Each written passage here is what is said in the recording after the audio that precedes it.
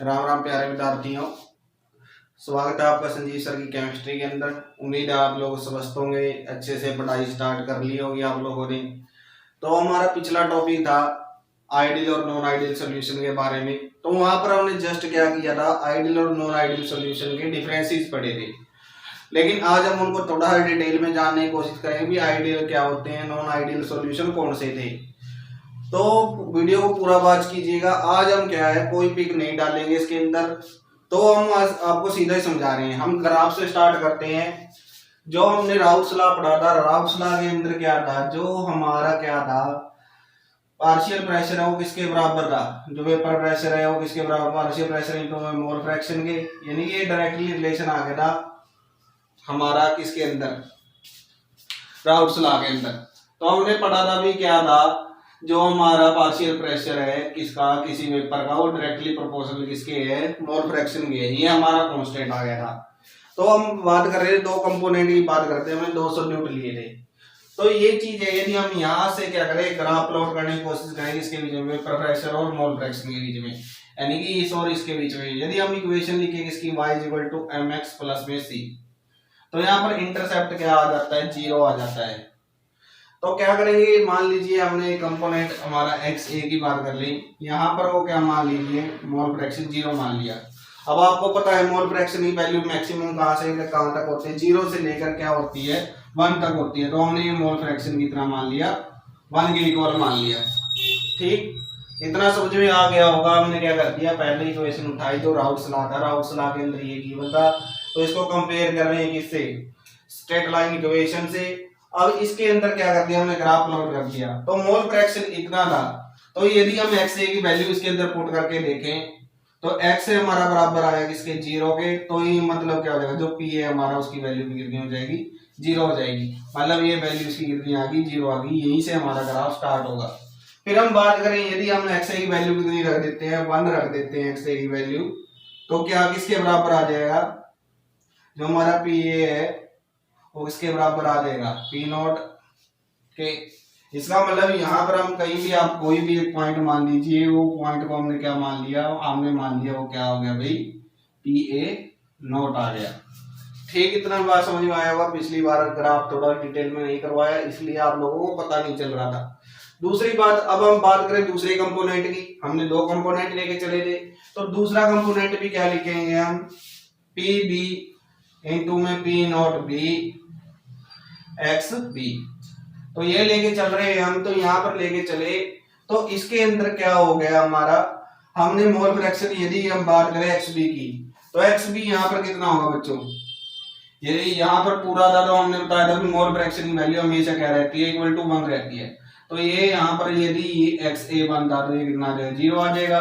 और जब ये वाला 0 था तो ये क्या आ जाएगा, 1 के बराबर आ जाएगा। या आप इस इक्वेशन को ऐसे पुट करके देख सकते हैं। तो ये चीज थी हमारी किसके अंदर, मोल फ्रैक्शन के बारे में। उसके बाद हम वही वैल्यू पुट करके देखेंगे, तो ये किसके बराबर आ जाएगा, जो PB है हमारा वो किसके बराबर आएगा, PB0 के बराबर आ जाएगा। तो यहाँ पर हम वैल्यू लिख लेंगे किसकी, PB0 की।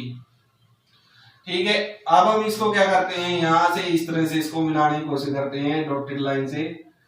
तो इस तरह से हमारे क्या आ गए, ये दोनों के दोनों आ चुके हैं हमारे। तो ये क्या था, हमारा राउल्स लॉ को कर रहे हैं।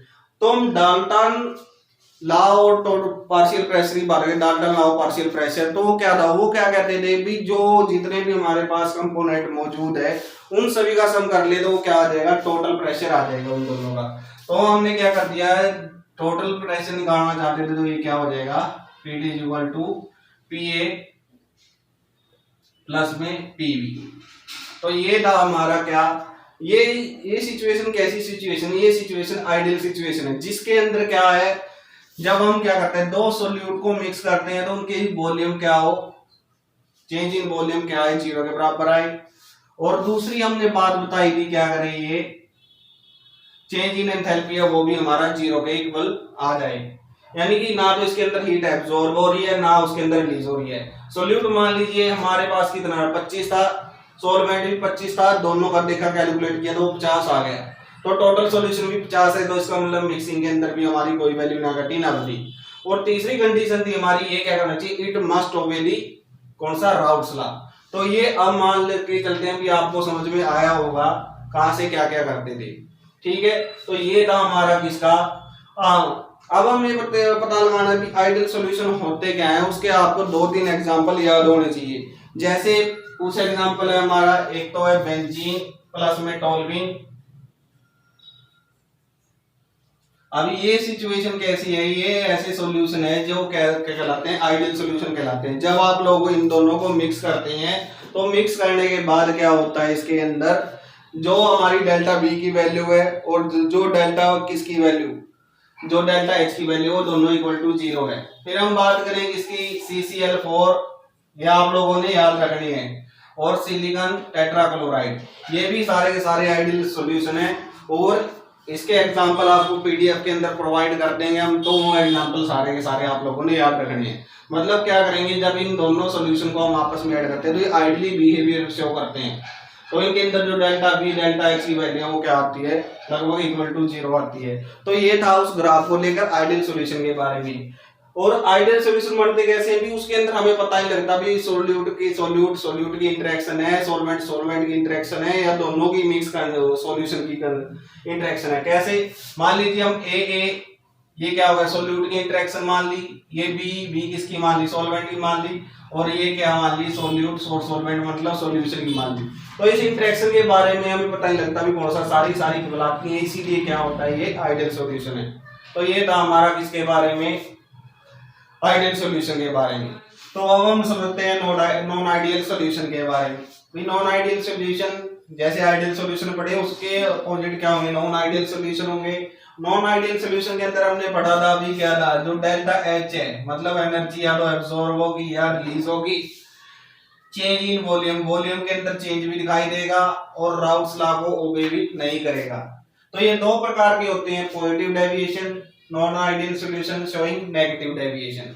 उससे पहले आप ये समझिए भी ये प्योर सॉल्वेंट है, और प्योर सॉल्वेंट और ये इसके अंदर क्या कर दिया, प्योर सॉल्वेंट के अंदर हमने ऐड कर दिया non volatile solvent solute, non volatile solute. तो ये वोलेटाइल क्या होता है बच्चों, वोलेटाइल का मतलब आपको पता होना चाहिए।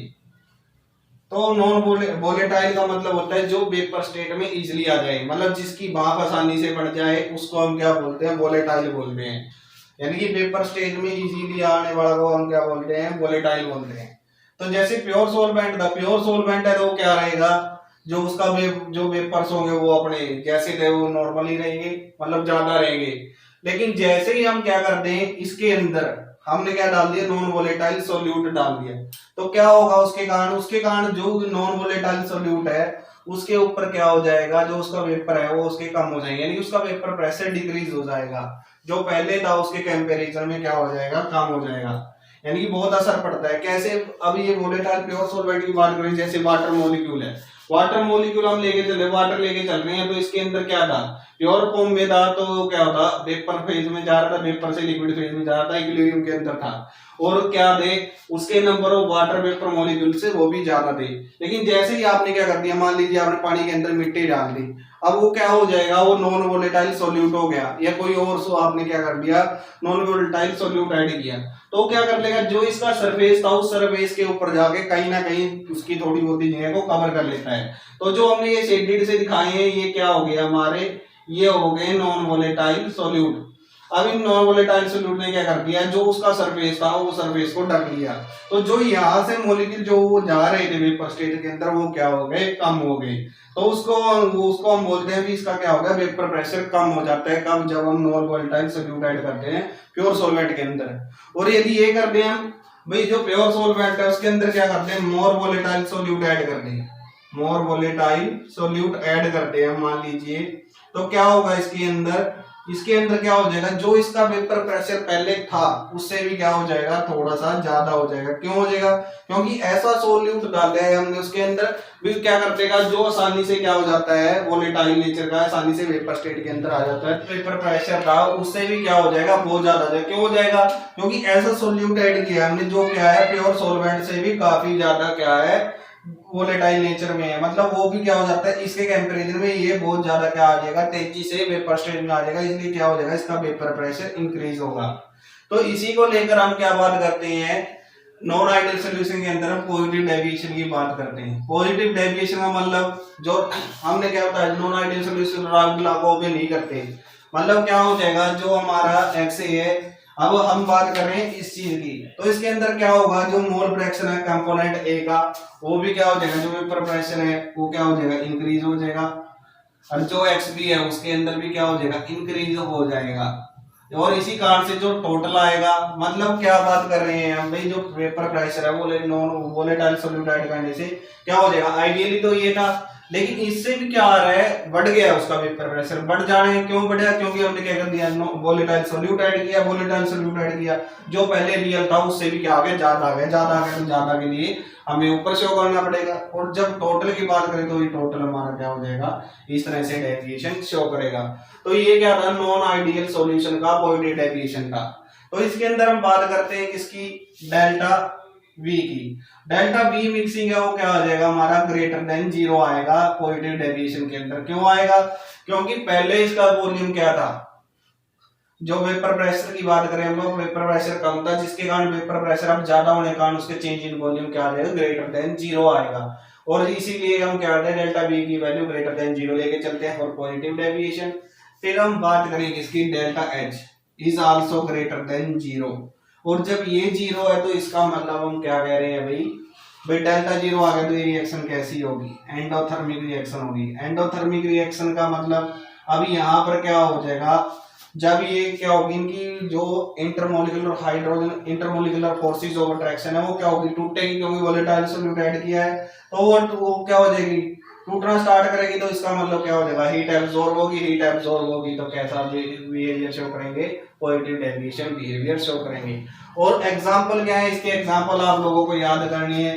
एक तो है हमारा कौन सा, हेक्सेन प्लस में इथेनॉल, और कौन से हैं, इथेनॉल प्लस में वाटर,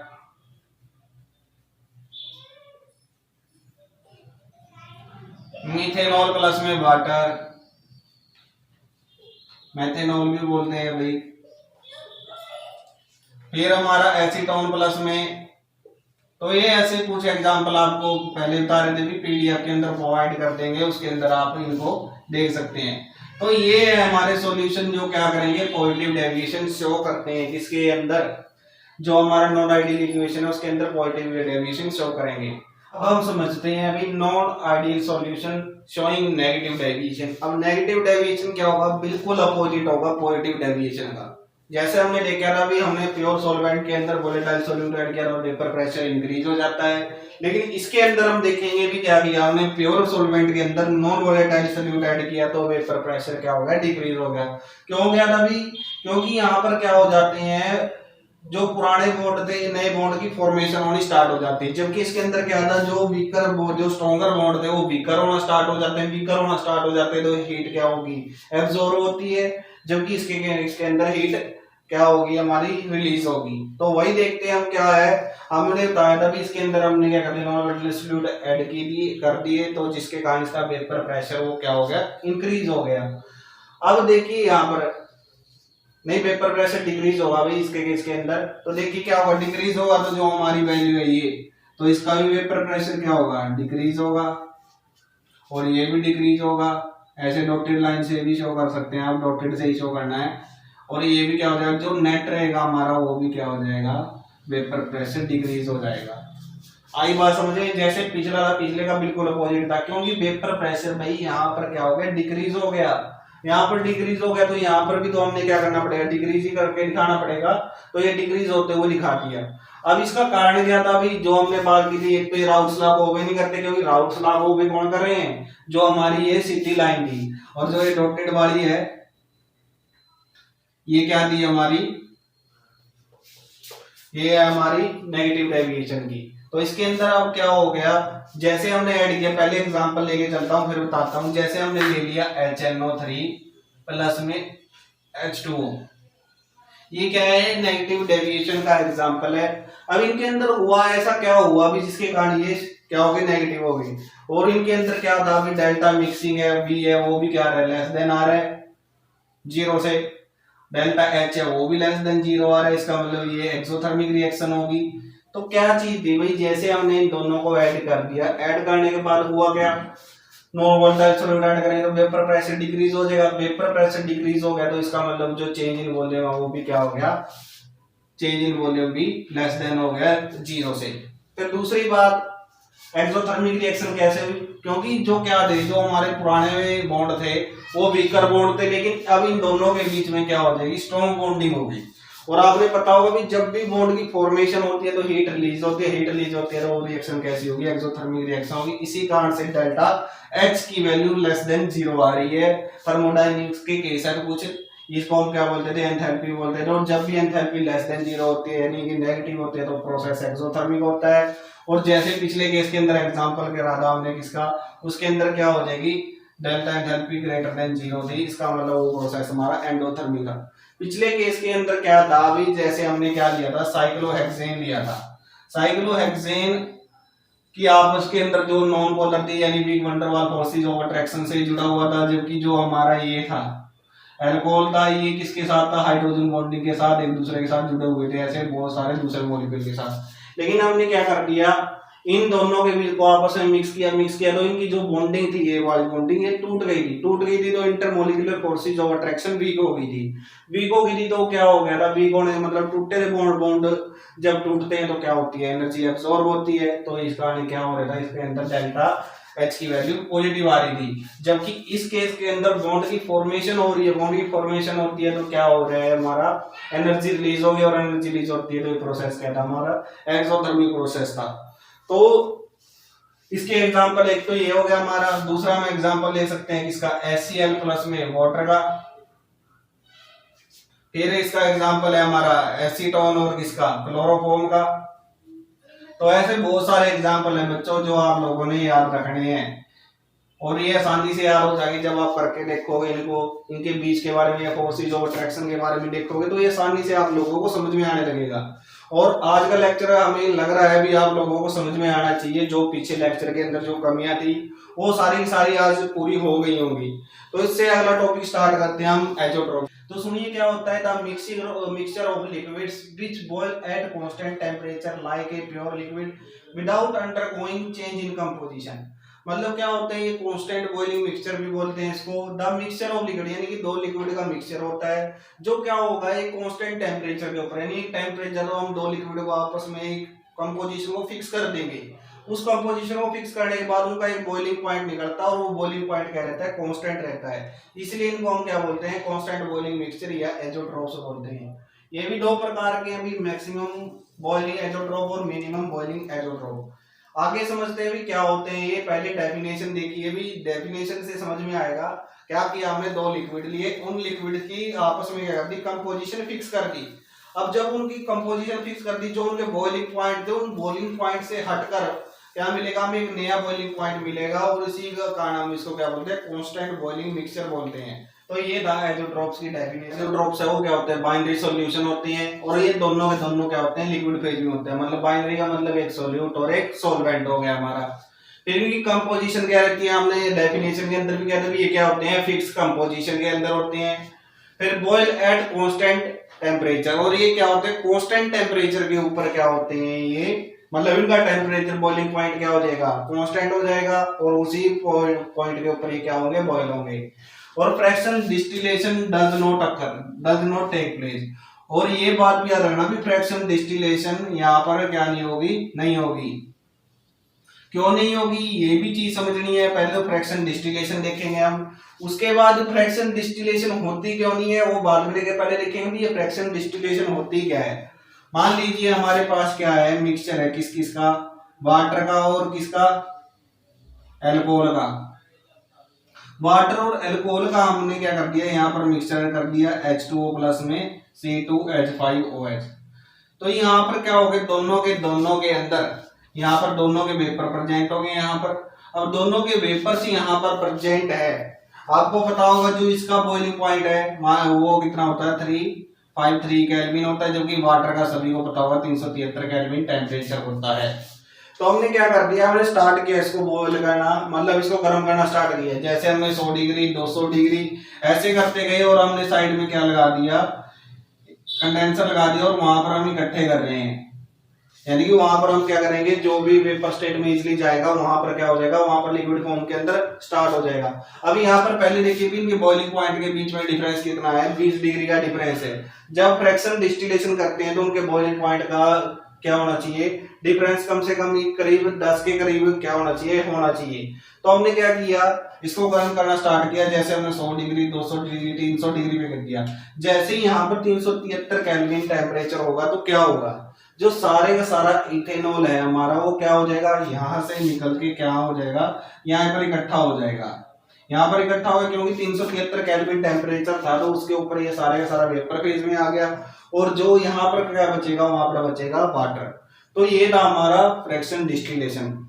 लेकिन बॉइलिंग जब हम बेजोट्रोप की बात करते हैं तो ये चीज इसके अंदर नहीं होता, ये नहीं हो पाएगा एजोट्रोप के अंदर। क्यों नहीं हो पाएगा, क्योंकि जो हमारे मोल फ्रैक्शन है किसके, सोल्यूट के जो लिक्विड फेज में है वो क्या हो जाते हैं, बराबर हो जाते हैं किसके, जो हमारा क्या है मोल फ्रैक्शन है किसके, सोल्यूट के किसके फेज में, वेपर फेज में। ये वेपर फेज है लिक्विड में, जब दोनों आपस में बराबर हो जाते हैं तो ये एजोट्रोप्स के बढ़ जाते हैं और इस तरह से क्या हो जाता है, फिक्स हो जाते हैं, जिसके कारण इनके अंदर क्या नहीं होगा, फ्रैक्शन डिस्टिलेशन नहीं होगा। ऐसे ही सोलवेंट के भी कह सकते हैं हम भी, जो क्या हो जाएगा, जो मोल फ्रैक्शन होंगे किसके, सोलवेंट के, वो बराबर हो जाएंगे किसके, mole fraction of solvent in vapour phase. मतलब भी गाइस क्या होता है, जब ये दोनों आपस में बराबर हो जाते हैं तो क्या हो जाएगा, इनका बॉइलिंग पॉइंट क्या हो जाता है, फिक्स हो जाता है। मतलब दो मिक्सचर लेके चल रहे हैं, बाइंडिंग की बात कर रहे हैं, अकेले की बात नहीं कर रहे हैं हम यहाँ पर। तो ये पर फिक्स हो गए, जिसके कारण यहाँ पर फ्रैक्शन डिस्टिलेशन नहीं होगा। क्यों नहीं होगा, वो हमें अब ग्राफ के द्वारा समझेंगे कि कैसे क्या नहीं हुआ था इनके अंदर। जैसे एजोट्रोप्स है, एजोट्रोप हमने बताया कि दो टाइप्स के हैं, कौन कौन से, मिनिमम बॉइलिंग पॉइंट और मैक्सिमम बॉइलिंग पॉइंट। अब ये क्या चीज थी भाई, तो यहाँ पर हम देखेंगे, ये हमने पहले पढ़ चुके हैं, किसके अंदर जो हमारे पॉजिटिव डेविएशन शो कर रहे थे वो वही है, क्या है, वाटर था, साथ में क्या था, H2O था।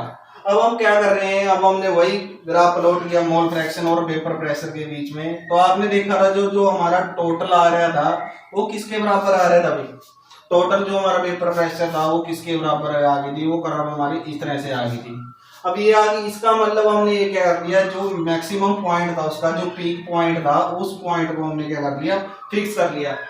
और यहाँ पर आप देख रहे हैं भी ये मोल फ्रैक्शन किसके, वाटर के, वो इस पॉइंट पे 0 लेके चले हैं और इस पॉइंट पे क्या हो गया, वाटर क्या हो गया, 1 के बराबर आ गया। जबकि जो हम बात करें मोल फ्रैक्शन किसके, इथेनॉल के, वहां पर यहाँ पर मैक्सिमम 100 है और यहाँ पर क्या हो गया, 0 हो गया। तो हमने जैसे जैसे इस पॉइंट के ऊपर नोट किया, यानी कि हम इधर से मोल फ्रैक्शन किसके, वाटर के बढ़ाते गए और किसके, जो हमारा इथेनॉल है उसको घटाते गए। मतलब इनकी कंपोजिशन चेंज करते गए। कंपोजिशन चेंज किया तो हमने देखा भी इसके ऊपर इसका पीक पॉइंट आ गया, इसका पीक पॉइंट आ गया। तो हमने क्या किया, इसको ड्रा किया किसके साथ, ग्राफ के साथ, और इसको हमने टेम्परेचर और किसके, मोल फ्रैक्शन के बीच में ग्राफ लोड किया। अब आप लोगों को पता है कि अप्रोक्सीमेटली क्या होता है, 353 केल्विन के पास तो क्या होता है, बॉइलिंग पॉइंट होता है इसका, इथेनॉल का, और वाटर का 373 केल्विन टेम्परेचर है। तो जैसे हमने इनको दोनों को देखा तो क्या हो गया, उसका टेम्परेचर आया किसके करीब, जो हमारा ये मिक्सचर तैयार हुआ उसका है 351 के करीब। तो ये हमारा क्या आ गया, एक नया सॉल्यूशन तैयार हुआ था, या एक नई कंपोजिशन तैयार हुई है, जिसका जो बॉइलिंग पॉइंट है वो क्या आया, दोनों से कम आया। अब ये कम क्यों आया, क्योंकि हमने बात की थी, जब हमने क्या किया था, वोलेटाइल सॉल्वेंट के अंदर मोल वोलेटाइल सॉल्यूट ऐड किया था, वो क्या हो गया था, वेपर प्रेशर ज्यादा बनेंगे।